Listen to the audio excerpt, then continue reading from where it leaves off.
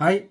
റഷ്യയിലേക്ക് വരുന്നവരോട് എനിക്ക് പറയാനുള്ളത്, റഷ്യയിൽ വരിക എന്നുള്ളതല്ല ഏറ്റവും പ്രധാനപ്പെട്ട കാര്യം. റഷ്യയിൽ വന്നു കഴിഞ്ഞാൽ ഇവിടെ നിലനിന്ന് പോവുക എന്നുള്ളതാണ് ഏറ്റവും ഇമ്പോർട്ടൻ്റ് ആയിട്ടുള്ള കാര്യം.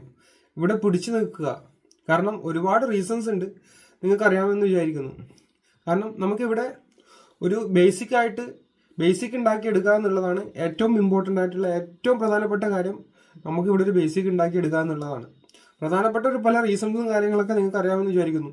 ഇവിടുത്തെ തണുപ്പ്, അതികഠിനമായ തണുപ്പ്, അതുപോലെ തന്നെ ജോലിയിലുണ്ടാകുന്ന സമ്മർദ്ദം, അതുപോലെ തന്നെ ഇവിടെ ജോലി കഴിഞ്ഞ് വന്ന് ഫുഡ് ഉണ്ടാക്കി കഴിക്കാനുള്ള ആ ഒരു പ്രയാസം, കാലത്ത് രാവിലെ ഈ തണുപ്പത്ത് എഴുന്നേറ്റ് ജോലിക്ക് പോകേണ്ട പ്രയാസങ്ങൾ, അങ്ങനെയുള്ള പല പ്രശ്നങ്ങളും നമ്മൾ അഭിമുഖീകരിക്കേണ്ടതായിട്ട് വരും റഷ്യയിലേക്ക് വരുന്നതായിട്ടുള്ള ആളുകൾ. അപ്പോൾ ഈ കാര്യങ്ങളൊക്കെ നിങ്ങൾ അറിഞ്ഞിരിക്കണം. അപ്പോൾ നിങ്ങൾക്ക് വേണ്ടിയിട്ടാണ് ഈ ഒരു വീഡിയോ. അപ്പോൾ എല്ലാവർക്കും അല്ലു ലൈഫ് ഇൻ റഷ്യ എന്ന പുതിയൊരു വീഡിയോയിലേക്ക് സ്വാഗതം.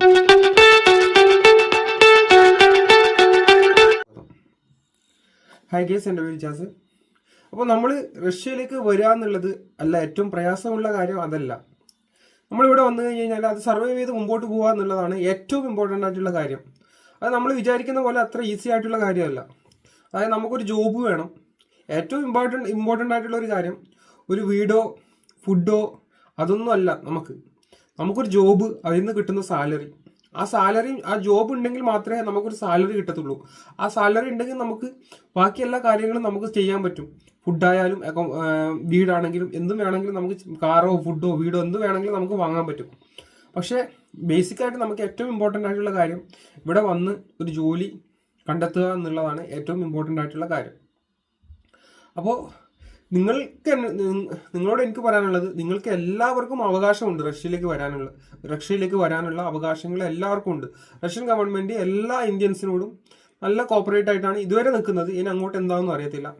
പക്ഷെ അങ്ങനെ വലിയൊരു സ്ട്രിക്ട്നെസ് ഒക്കെ അങ്ങനെയൊന്നും ഇല്ല ഇവിടെ. പക്ഷെ ഇപ്പോഴും കുറച്ച് കാലം, ഈ 2025 ശേഷം കുറച്ച് സ്ട്രിക്ട്നെസ് വന്നു തുടങ്ങിയിട്ടുണ്ട്. കാരണം ഇവിടെ പല ഏഷ്യൻസ് ഇവിടെ ഒരുപാട് കയറി വന്നിട്ട് ഇവിടെ പല പ്രശ്നങ്ങളും കാര്യങ്ങളൊക്കെ ഉണ്ടാക്കിയത് കാരണം അപ്പോൾ ഇന്ത്യക്കാരോടുള്ള ഒരു സമീപനം റഷ്യൻസിന്റെ ഇടയിൽ കുറഞ്ഞു വരികയാണ്. അത് ചില നോർത്തിൽ നിന്ന് വരുന്ന ആൾക്കാരാണ് എസ്പെഷ്യലി കൂടുതലും ഇങ്ങനെ പ്രശ്നങ്ങളൊക്കെ ഉണ്ടാക്കാറുള്ളത്. അതായത് ഞാൻ എൻ്റെ പല വീഡിയോസിലും പറഞ്ഞിട്ടുണ്ടായിരുന്നു, അവർ സിഗരറ്റ് കുറ്റികളും അതുപോലെ തന്നെ പാൻ മസാലകളും അതൊക്കെ ഉപയോഗിച്ച് റൂമിൽ തുപ്പുക, സിഗരറ്റ് കുറ്റികളൊക്കെ അവിടെ വലിച്ചെറിയുക, ഒരു ക്ലീൻ അല്ലാത്ത ഒരു മോശമായിട്ടുള്ള ഒരു അന്തരീക്ഷം സൃഷ്ടിക്കുക എന്നാണ് ഇതിനെ പറയാം. അപ്പോൾ ഈ റൂം ഓണർ, ഈ ഇന്ത്യൻസ് എന്ന് പറയുമ്പോൾ അവർക്കൊരു ഭയങ്കര ഒരു ഹാപ്പിയാണ്. പല എല്ലാ റഷ്യക്കാരെയും പറയുന്നില്ല, അതിൽ പല ആൾക്കാരും മോശപ്പെട്ട ആൾക്കാരുണ്ട്, നല്ല ആൾക്കാരുണ്ട്. അപ്പോൾ അത് നമ്മുടെ ഇന്ത്യയിലുണ്ടല്ലോ അങ്ങനെയുള്ള ആൾക്കാർ. അപ്പം നല്ല ആൾക്കാർ, അപ്പോൾ ഇന്ത്യൻസിനോട് നല്ല കോപ്പറേറ്റ് ആയിട്ട് നിൽക്കുന്ന ഒരു സമയത്ത് ഇവിടെ വരുന്ന ചില ഇന്ത്യൻസ് അത് ദുരുപയോഗം ചെയ്യാറുള്ളത്. ആ വീടൊക്കെ അലങ്കോലപ്പെടുത്തുക, അവിടെയുള്ള സാധനങ്ങളൊക്കെ നശിപ്പിക്കുക, അവരെ ഇമ്പോർട്ടൻ്റ് ആയിട്ടുള്ള പല കാര്യങ്ങളും, എസ്പെഷ്യലി റിമോട്ട്, അവിടെ ഫ്രീസറൊക്കെ ഉണ്ടെങ്കിൽ ഫ്രീസറൊന്നും പ്രോപ്പറായിട്ട് അടച്ചിടാതിരിക്കുക. ഇലക്ട്രിസിറ്റി ബില്ലൊക്കെ നല്ല രീതിയിൽ വരും. അതുപോലെ തന്നെ റൂമൊക്കെ ആകെ അലങ്കോലാക്കി ഇടുന്ന ഒരു സാഹചര്യം.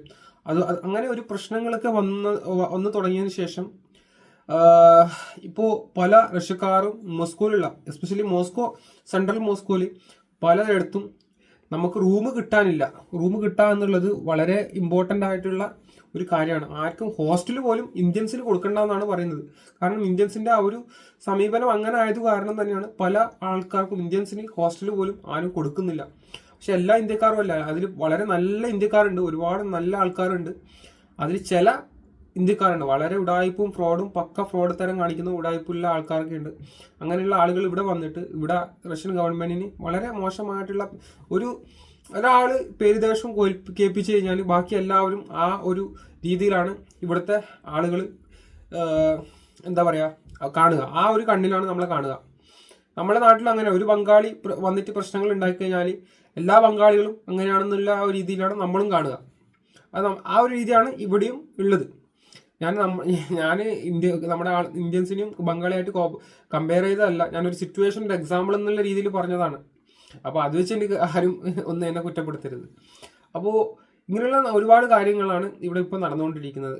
അപ്പോൾ നമ്മൾ എന്താണ് ചെയ്യേണ്ടതെന്ന് വെച്ചാൽ നമ്മൾ റഷ്യൻസിൻ്റെ അടുത്ത് നല്ല കൊല്ലം കോപ്പറേറ്റ് ആയിട്ട് സംസാരിക്കുക, അവരായിട്ട് നല്ല ഇന്റർഫിയർ ഉണ്ടാക്കിയെടുക്കുക, നല്ലൊരു റിലേഷൻസ് ഉണ്ടാക്കിയെടുക്കുക. അത് മൈഗ്രേഷൻ ഡിപ്പാർട്ട്മെന്റിലെ ആൾക്കാരായിട്ടും പോലീസായിട്ടാണെങ്കിലും അവരായിട്ടാണെങ്കിലും എല്ലാവരായിട്ടും നിങ്ങൾക്ക് റഷ്യൻ ഭാഷയൊക്കെ അറിയാം, ഇവിടെ വന്ന് പഠിക്കാം. കാരണം റഷ്യൻ ഭാഷയൊക്കെ പഠിച്ചു കഴിഞ്ഞാൽ ഒരുപാട് ബെനിഫിറ്റ്സ് നിങ്ങൾക്ക് നാളെ റഷ്യയിൽ ഉണ്ടാവും. കാരണം നിങ്ങളെ ഡീമോട്ടിവേഷൻ ചെയ്യാൻ പല ആൾക്കാരും വരും, ഇവിടെ വന്നിട്ട് കാര്യമില്ല, ഇവിടെ ജോലി കിട്ടത്തില്ല, അത് കിട്ടത്തില്ല. കാരണം ഒരു കാലത്ത് പുരാതന കാലങ്ങളിൽ നമ്മളെ 1970-കളൊക്കെ കൂടുതൽ ആളുകളും മൈഗ്രേറ്റ് ചെയ്യാറുള്ളത് നമ്മുടെ കേരളത്തിൽ നിന്ന് ദുബായിലേക്കാണ്. അപ്പോൾ അന്നു മുതൽ തുടങ്ങിയ ഒരു സംഭവമാണ്. ദുബായൊക്കെ അതപ്പതിച്ചുകൊണ്ടിരിക്കുകയാണ്. ദുബായിലൊന്നും ഇപ്പം പോയിട്ട് കാര്യമൊന്നുമില്ല. പക്ഷെ ഇന്നും അത് പറയുന്നുണ്ട്. പക്ഷെ ഇന്നും ആളുകൾ അങ്ങോട്ട് കയറി പോകുന്നുണ്ട്, ഇന്നും അവിടെ ജോലി ചെയ്യുന്നുണ്ട് ആളുകൾ. പക്ഷെ അങ്ങനെയൊന്നുമല്ല. നമ്മൾ വിചാരിച്ചു കഴിഞ്ഞാൽ അതൊക്കെ നമ്മൾ ദൈവത്തിന്റെ കയ്യിലാണ്. നമ്മൾ വിചാരിച്ചു കഴിഞ്ഞാൽ എവിടെ നിന്നിട്ട് നമുക്ക് പൈസ സമ്പാദിക്കാം. അതുപോലെ തന്നെ അത് പുറത്തെ രാജ്യത്ത് പോയിട്ട് തന്നെ സമ്പാദിക്കണം എന്നില്ല. നിങ്ങൾക്ക് വിധിച്ചിട്ടുണ്ടെങ്കിൽ പുറം രാജ്യങ്ങളിൽ പോയിട്ട് സമ്പാദിക്കാൻ വിധിച്ചിട്ടുണ്ടെങ്കിൽ നിങ്ങൾ പുറം രാജ്യങ്ങളിൽ പോയിട്ട് സമ്പാദിക്കായിരിക്കും ഏറ്റവും ബെറ്റർ ആയിട്ടുള്ളൊരു ഓപ്ഷൻ. അതുപോലെ തന്നെ നാട്ടിൽ വിധിച്ചിട്ടുണ്ടെങ്കിൽ നാട്ടിൽ തന്നെ പൈസ ഉണ്ടാക്കുക. പക്ഷേ നിങ്ങൾ മറ്റുള്ളവർ കേട്ട് ഡീമോട്ടിവേഷൻ ആയിട്ട് റഷ്യയിലേക്ക് വരാതിരിക്കാതെ പലർക്കും ഇന്ത്യൻസ് റഷ്യയിലേക്ക് വരുന്നത് ഇഷ്ടമല്ല. കാരണം ഇന്ത്യൻസ് ഇങ്ങനെയുള്ള പ്രശ്നങ്ങളൊക്കെ ഉണ്ടാക്കുന്നതൊക്കെ കാരണമായിരിക്കും അവർ ഇന്ത്യൻസിനെ റഷ്യയിലേക്ക് വരാൻ വേണ്ടിയിട്ട് പല രീതിയിലും ഡീമോട്ടിവേഷൻ ചെയ്യാൻ. പിന്നെ പല ആൾക്കാരും പല രീതിയിലും എന്നെ കുറ്റപ്പെടുത്തിയിട്ട് പല ആൾക്കാരും പല രീതിയിലും സംസാരിക്കുന്നുണ്ട്. പല ആൾക്കാരും ലിങ്കൊക്കെ കൊണ്ടുവന്നിട്ട് എൻ്റെ യൂട്യൂബ് ചാനലിൻ്റെ അടിയിലൊക്കെ കൊണ്ടുവന്നിട്ടിടുന്നുണ്ട്. അപ്പോൾ അവൻ എൻ്റെ അടുത്ത് പല ക്വസ്റ്റ്യൻസും കാര്യങ്ങളൊക്കെ പല ആൾക്കാരും ചോദിക്കുന്നുണ്ട്. ലിങ്ക് വലിയ പാരഗ്രാഫായിട്ട് 1 by 1 ആയിട്ട് ക്വസ്റ്റ്യൻസും കാര്യങ്ങളൊക്കെ ചോദിക്കുന്നുണ്ട്. അപ്പോൾ അതിനുള്ള ആൻസറും കാര്യങ്ങളൊക്കെ ഞാൻ ഓൾറെഡി കൊടുത്തു കഴിഞ്ഞു. പിന്നെ വീണ്ടും ഇങ്ങനെ ചൊറിയാൻ വന്നുകൊണ്ടിരിക്കുകയാണ്. അപ്പോൾ എനിക്ക് എന്ത് പറയണമെന്ന് എനിക്കറിയത്തില്ല. അവൻ ചൊറിഞ്ഞുകൊണ്ടേ അവൻ അവൻ്റെ കാര്യം നോക്കി. പക്ഷെ എനിക്ക് അതിനുള്ള സമയമില്ല. കാരണം ഞാനും അവനും ഒരുപാട് വ്യത്യാസമുണ്ട്. ആകാശം ഭൂമിയും പോലും വ്യത്യാസമുണ്ട്. അവൻ വരുന്നതിൻ്റെ എത്രയോ വർഷങ്ങൾക്ക് മുമ്പ് ഞാനിവിടെ വന്നതാണ് റഷ്യയിൽ. കാരണം ഇതിനെക്കുറിച്ച് ബേസിക്കായിട്ട് ഒന്നും അറിയാത്ത ഒരു ആളാണെന്ന് തോന്നുന്നു. അവൻ പല രീതിയിലും ഒരു ഏജന്റാണ് അവൻ. അപ്പോൾ ഇങ്ങനെ കാര്യങ്ങളൊക്കെ പറയുന്നത്. അപ്പോൾ ഇതിപ്പം ബിസിനസ് എന്ന് പറഞ്ഞു കഴിഞ്ഞാൽ നിങ്ങൾക്കറിയാം, എല്ലാവരും ബിസിനസ് ചെയ്യുന്നു. നിങ്ങളൊരു ഫ്രൂട്ട്സ് ചെയ്യുന്നുണ്ടെങ്കിലും അതൊരു ഫ്രൂട്ട്സ് സെയിൽസ് ചെയ്യുന്നത് ബിസിനസ്സാണ്. അതുപോലെ തന്നെ ഒരു ബേക്കറിയിൽ നിൽക്കുന്നുണ്ടെങ്കിൽ ഒരു ബേക്കറി സ്ഥാപനം നടത്തേണ്ടത് ബിസിനസ്സാണ്. നിങ്ങൾ ഒരു ഫിഷ് മാർക്കറ്റിൽ ഫിഷ് സെയിൽ ചെയ്യുന്നുണ്ടെങ്കിൽ അത് ബിസിനസ്സാണ്. നിങ്ങളൊരു മൈഗ്രേഷൻ ഡിപ്പാർട്ട്മെന്റിൽ വർക്ക് ചെയ്യുന്നുണ്ടെങ്കിലും അതും ഒരു ബിസിനസ്സാണ്. എല്ലാവർക്കും സാലറി. നിങ്ങളൊരു ടീച്ചറായിട്ട് വർക്ക് ചെയ്യുന്നുണ്ടെങ്കിൽ ഒരു ബിസിനസ്സാണ്. നിങ്ങളൊരു പോലീസായിട്ട് വർക്ക് ചെയ്യുന്നുണ്ടെങ്കിൽ ബിസിനസ്സാണ്. നിങ്ങളൊരു കളക്ടറായിട്ട് വർക്ക് ചെയ്യുന്നുണ്ടെങ്കിൽ ബിസിനസ്സാണ്. എല്ലാവർക്കും അതിൻ്റെതായിട്ടുള്ള ബെനിഫിറ്റും പ്രോഫിറ്റും ഉണ്ടാവും. കാരണം അതും അത്രയും റിസ്ക് എടുത്തിട്ടാണ് പല ജോലികളും ആളുകൾ ചെയ്യുന്നത്. അപ്പോൾ അതും കൂടി നിങ്ങൾ മനസ്സിലാക്കുക. ഇത് ചെറിയ കളിയല്ല, വലിയൊരു കളിയാണ്. കാരണം പലർക്കും വലിയ എമൗണ്ട് ഒക്കെ കൊടുത്തിട്ട് വരുന്നത്. അപ്പോൾ ഫോർ എക്സാമ്പിൾ പറയുകയാണെന്നുണ്ടെങ്കിൽ നിങ്ങളോട് ഇപ്പോൾ യൂറോപ്യൻ രാജ്യങ്ങളിലൊക്കെ 24 ലക്ഷം 18 ലക്ഷം ഒക്കെ കൊടുത്തിട്ട് ഡീപ്പോർട്ടായിട്ട് ആൾക്കാർ പോകുന്നുണ്ട്. വലിയ എമൗണ്ടുകൾ അവിടെ. പക്ഷേ റഷ്യയിൽ അതിൻ്റെ പകുതിയല്ല, അതിൻ്റെ കാൽപകുതി പോലും വരുന്നില്ല. റഷ്യയിൽ ഒരു 4 ലക്ഷം രൂപ, ഒരു 5 ലക്ഷം 4.5 ലക്ഷത്തിൻ്റെ അകത്തൊക്കെ വരുന്നുള്ളൂ, 5 ലക്ഷത്തിൻ്റെ അകത്തൊക്കെ വരുന്നുള്ളൂ. അത്രയും വളരെ ചെറിയ പൈസയിൽ റഷ്യയിൽ വന്നിട്ട് നമുക്ക് ഹൈ ലെവൽ സാലറിയിൽ ആളുകൾ വർക്ക് ചെയ്യുന്നുണ്ട് ഇവിടെ.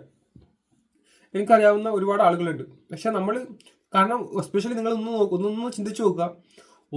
റഷ്യ എന്ന രാജ്യത്ത് 99.9% ആൾക്കാർ സംസാരിക്കുന്നത് അവരെ ഓൺ ലാംഗ്വേജ് ആണ്, റഷ്യൻ ലാംഗ്വേജ് ആണ്. എന്നിട്ട് പോലും ഒന്നും അറിയാത്ത അൺസ്കിൽഡ് ആയിട്ടുള്ള ആളുകൾ ഇവിടെ വന്നിട്ട് നല്ല ഒരു എമൗണ്ട് ഏൺ ചെയ്യുന്നുണ്ടെന്ന് പറയുമ്പോൾ തന്നെ നിങ്ങൾ ആലോചിച്ച് നോക്കുക. നമ്മുടെ നാട്ടിലുള്ള അൺഎംപ്ലോയ്മെന്റ് റേറ്റ് ഒക്കെ കൂടി വരികയാണ്. അവിടെയുള്ള ആളുകൾക്കൊന്നും ഇപ്പം നാട്ടിൽ നിൽക്കാൻ ആർക്കും താല്പര്യമില്ല.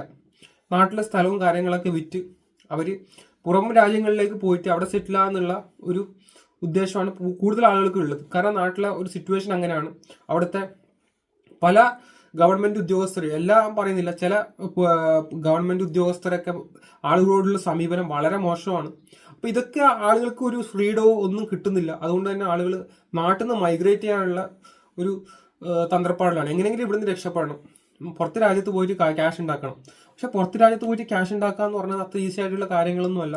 അതിൻ്റെതായിട്ടുള്ള ഡിഫിക്കൽട്ടീസ് ഉണ്ട്. പെട്ടെന്നൊന്നും നമ്മൾ വിചാരിച്ച പോലെ നമ്മളെല്ലാം ഫേസ് ചെയ്യാനായിട്ട് എല്ലാം പൊരുത്തപ്പെട്ട് റെഡിയായി വരണം. കാരണം എല്ലാം നമ്മളൊരു മനസ്സ് അതുമായിട്ട് നമ്മൾ എന്ത് സാഹചര്യത്തോടും പൊരുത്തപ്പെടാനുള്ള ഒരു ഒരു ഒരു മനസ്സ് നമുക്ക് ഉണ്ടായിരിക്കണം, എന്നിട്ട് വരണം. കാരണം നമ്മുടെ നാട്ടിൽ നിന്ന് ആൾക്കാർ കൂടുതൽ മൈഗ്രേറ്റ് ചെയ്യുന്നത് നാട്ടിൽ ജോലി ഇല്ലാത്തത് കൊണ്ട് മാത്രമാണ്. നാട്ടിൽ ജോലി ഇല്ല, ജോലി ഉണ്ടായിരിക്കണം, അവർക്ക് അവർ ആഗ്രഹിക്കുന്ന ഒരു സാലറി അവർക്ക് കിട്ടുന്നില്ല. അതുകൊണ്ട് തന്നെയാണ് കൂടുതൽ ആൾക്കാരും മറ്റു രാജ്യങ്ങളിലേക്ക് മൈഗ്രേറ്റ് ചെയ്ത് പോകുന്നത്. പക്ഷെ അവിടുത്തെ സിറ്റുവേഷനോ ഇതിനേക്കാളും വളരെ വളരെ മോശം. ഇപ്പോൾ കാനഡയിലൊക്കെ സ്റ്റുഡൻസ് എത്രയോ വലിയ വലിയ എമൗണ്ട് ഒക്കെ കൊടുത്തിട്ട് പോയിട്ട് ഒന്നുമില്ല, 5-6 മാസമായിട്ട് ജോലി ഇല്ലാത്ത ആൾക്കാരൊക്കെ ഉണ്ട്. അതുപോലെ തന്നെ ജർമ്മനി, ഫ്രാൻസ്, സ്പെയിൻ, ഇറ്റലി. പക്ഷെ അതിനേക്കാൾ അതൊക്കെ വെച്ച് നോക്കുമ്പോൾ റഷ്യ എത്രയോ ബെറ്ററാണ്. പല ആൾക്കാർക്കും ടാക്സും അതുപോലെ തന്നെ അവർ വലിയൊരു ടാക്സ് കഴിഞ്ഞിട്ട്, പിന്നെ അതുപോലെ തന്നെ അവർ ഇലക്ട്രിസിറ്റി അങ്ങനെ ഇതൊക്കെ കഴിഞ്ഞിട്ട് അവർക്ക് ചെറിയൊരു തുച്ഛമായ എമൗണ്ട് മാത്രമേ അവർക്ക് ഏൺ ചെയ്യാൻ പറ്റുന്നുള്ളൂ. അപ്പോൾ ഇതൊക്കെ വെച്ച് നോക്കുമ്പോൾ റഷ്യയിൽ അത്യാവശ്യം കുഴപ്പമില്ലാത്ത സാലറിയിൽ ജോലി ചെയ്യുന്നുണ്ട് ആളുകൾ. പിന്നെ അതുപോലെ തന്നെ റഷ്യൻ ഗവൺമെൻറ് പെർമിഷൻ കൊടുക്കുന്നുണ്ട് പല ജോലികളിലേക്ക് വന്നിട്ട്, അതിൽ കോൺട്രാക്ട് ചേഞ്ച് ചെയ്തിട്ട് മറ്റു ജോലികളിലേക്ക് മാറാനുള്ള പല ആൾക്കാരും ഇവിടെ വന്നിട്ട് റഷ്യയിൽ വന്നിട്ട് 3 ഇയർ വിസയിൽ വന്നിട്ട് മരിച്ചു പോയിട്ട്, ഇവിടെ റഷ്യയിൽ എനിക്കറിയാവുന്ന ആളുകൾ 3 ഇയർ വിസയിൽ വന്നിട്ട് ഡെലിവറി ജോബ് ചെയ്യുന്ന സമയത്ത് ഇവിടുന്ന് ഒരാൾ മരിച്ചു പോയിട്ട് പോലും ഉണ്ട്. അപ്പോൾ അതൊക്കെ വളരെയധികം അതിൽ ടെൻഷനുണ്ട്. വളരെ നമ്മൾ വിചാരിക്കാത്തതാണ് സംഭവിച്ചു പോയത്. ദൈവം അങ്ങനെ ഒരു ഇതായിരിക്കും അവന് അത്രയായിരിക്കും വിധിച്ചിട്ടുണ്ടാവുക. അത് നമുക്കറിയില്ല. നമ്മളെപ്പോൾ മരിക്കുന്നു ആയിരിക്കും നമുക്കറിയില്ല. നമ്മൾ ഒരു 5 മിനിറ്റിന് ശേഷം എന്ത് സംഭവിക്കുന്നു ഒന്നും അറിയില്ല. അപ്പോൾ എല്ലാവർക്കും നമുക്ക് കാരണം വെച്ചാൽ ഇവിടുത്തെ ഒരു ചികിത്സാ രീതി എന്നൊക്കെ നിങ്ങൾക്ക് അറിയാം. നമ്മൾ ഡോക്ടറെ കാണണമെങ്കിൽ ഒരുപാട് ടൈം എടുക്കും. പെട്ടെന്ന് നമ്മുടെ നാട്ടിലെ പോലെ ഡോക്ടറൊന്നും കാണാൻ പറ്റില്ല. അങ്ങനെ ഒരു അപ്പോയിൻമെന്റ് എടുത്ത് വെയിറ്റ് ഒക്കെ ചെയ്യേണ്ടി വരും. അങ്ങനെയുള്ള ഒരുപാട് കാര്യങ്ങൾ നമ്മളിവിടെ തരണം ചെയ്ത് മാത്രമേ നമുക്ക് മുമ്പോട്ട് പോകാൻ പറ്റത്തുള്ളൂ. അപ്പോൾ ഇതൊക്കെ നിങ്ങൾ മനസ്സിലാക്കുക. പക്ഷെ നമുക്കെതിരെ പല ആൾക്കാരും പല രീതിയിലും വീഡിയോ ചെയ്യുന്നുണ്ട്, അവരുടെ ലിങ്ക് ഒക്കെ കൊണ്ടുവന്നിട്ട് താഴെ ഇടുന്നുണ്ട്. നിങ്ങൾ എന്ത് വേണമെങ്കിലും ചെയ്തോ. കാരണം ഞാൻ പറയുന്നത്, ഞാൻ ആരും നിർബന്ധിക്കുന്നില്ല. നിങ്ങൾക്ക് ട്രസ്റ്റബിൾ ആണെന്നുണ്ടെങ്കിൽ മാത്രം നിങ്ങൾക്ക് എന്തെങ്കിലും രീതിയിലുള്ള ഹെൽപ്പോ കാര്യങ്ങളോ വേണമെങ്കിൽ എന്നെ കൊണ്ട് ചെയ്യാൻ പറ്റുന്ന രീതിയിലുള്ള ഹെൽപ്പ് ഞാൻ ചെയ്തുതരാം. പക്ഷേ നിങ്ങൾ മറ്റു ആളുകൾ പറയുന്നതിലേക്ക് പോയി വീഴരുത്.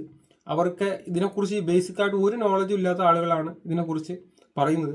പക്ഷേ അതിനുള്ള പല എവിഡൻസും എനിക്ക് ഓൾറെഡി കിട്ടിയിട്ടുണ്ട്. അത് ഞാൻ നിങ്ങളുടെ മുമ്പിൽ അത് റിവീൽ ചെയ്യാൻ ആഗ്രഹിക്കുന്നില്ല. പക്ഷേ അതിൻ്റെ സമയം വരുമ്പം ഞാൻ അത് നിങ്ങളുടെ മുമ്പിൽ കാണിച്ചു തരാം. എല്ലാം അതിൻ്റെ ഇതെന്താണ്, ഇതിൻ്റെ തന്ത്രം എന്താണെന്നുള്ളത് നിങ്ങൾക്ക് കാണിച്ചു തരാം. അപ്പോൾ അതുവരെ എല്ലാവർക്കും ഗുഡ് ബൈ.